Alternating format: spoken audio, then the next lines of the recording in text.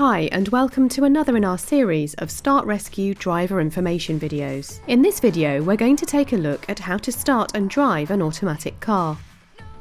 It's much more common for a car to have an automatic transmission these days, and most new cars now start with the push of a start-stop button rather than the turn of an ignition key.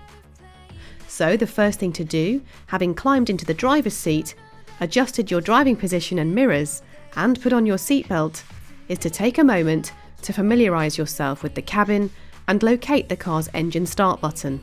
To start the majority of automatics, you will need to press and hold the brake pedal.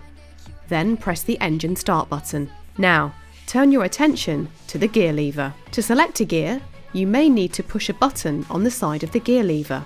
Almost all gearboxes on automatics will have a series of letters on the gearbox, including various modes.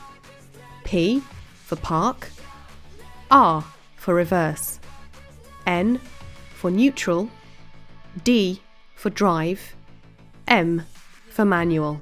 Place your right foot on the brake and push down. Start the car using the key or start button, and with your foot still on the brake, move the shifter to D to drive forward or R to reverse. Lifting your foot off the brake will cause most automatics to creep forward, which helps with parking or in low-speed traffic. When the car is in motion, the gearbox will select the correct gear for the situation and do the work for you. At the end of the journey, and once the car is stationary, keep your foot on the brake and shift the lever to P